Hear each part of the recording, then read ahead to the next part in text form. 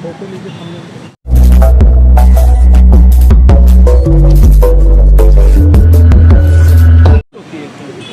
जी, आप लंबे समय से यहाँ पे धरना प्रदर्शन कर रहे हैं अपनी मांगों को लेकर। क्या कुछ इसमें काम हुआ है, क्या मुलाकातें हुई है, क्या कुछ बातें रखी गई है आपको? मैं पिछले 37 दिनों से धरना पर बैठा हुआ हूँ। मैं रात दिन लगातार यहाँ धरना पर बैठा हुआ हूँ और अभी तक कोई भी ऐसा ठोस कदम नहीं उठाया गया है जिससे कि मुझे न्याय मिल सके, मेरे समस्या का समाधान हो सके।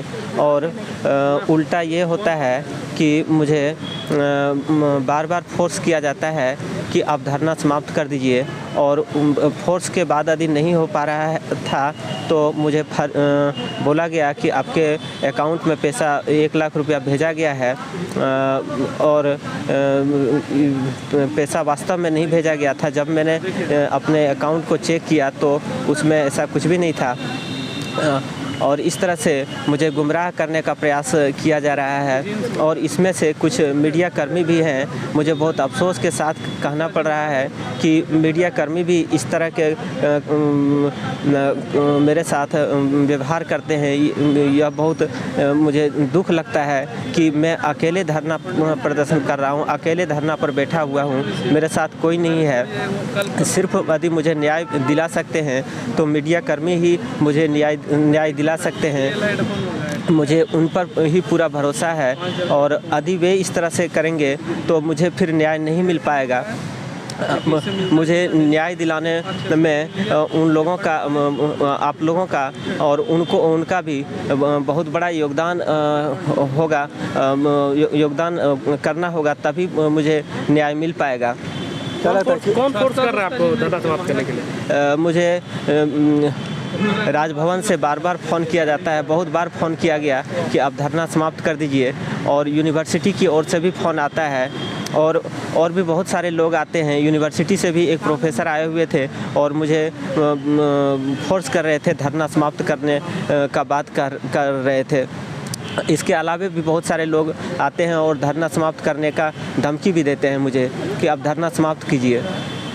और आपका क्या रणनीति होगी, क्या करेंगे आप? धरना समाप्त कर देंगे कि ऐसे बने रहेंगे? मुझे जब तक न्याय नहीं मिलेगा मैं धरना समाप्त नहीं करूंगा।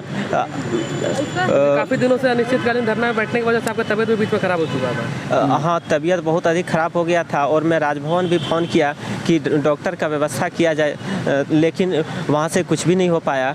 और स्पेशल ब्रांच के कुछ लोग यहाँ आए हुए थे और उन लोगों ने एम्बुलेंस बुलाया, लेकिन मैं अकेले हूँ और मुझे अकेले हॉस्पिटल जाना मुझे सुरक्षित महसूस मैं नहीं करता हूँ, इसलिए मैं नहीं गया। मैंने बोला कि डॉक्टर यदि भेजना है तो यहीं भेजा जाए, मैं यहीं इलाज कराऊँगा, कहीं दूसरे जगह नहीं जाऊँगा। सरकार से क्या गुहार लगाएंगे अभी आप? बहुत दिनों से आप क्योंकि बने हुए हैं। मैं सरकार से बार बार विनती करता हूं कि मुझे न्याय दिया जाए, मुझे सिद्धू कानू मुर्मू विश्वविद्यालय दुमका में फिर से पढ़ाने का अनुमति दिया जाए, और बकाया मानदेय का भी भुगतान किया जाए।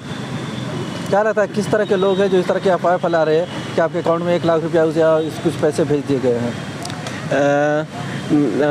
मैं उन लोगों को डायरेक्ट मैं नहीं बोलना चाहता हूं, लेकिन बहुत सारे लोग हैं जो कि इस तरह से अफवाह फैला रहे हैं और मुझे गुमराह करने का भरसक प्रयास करते हैं। वे लोग किसी भी तरह से मेरा धरना को समाप्त करा देना चाहते हैं, और यदि मैं धरना समाप्त करता हूं तो मुझे न्याय नहीं मिल पाएगा, क्योंकि मैं 3 बार पहले अनशन कर चुका हूं यूनिवर्सिटी में, और मुझे बहुत प्रताड़ित किया गया, मेरे साथ अमानवीय व्यवहार किया गया, जो कि मैं बार बार बोल रहा हूँ।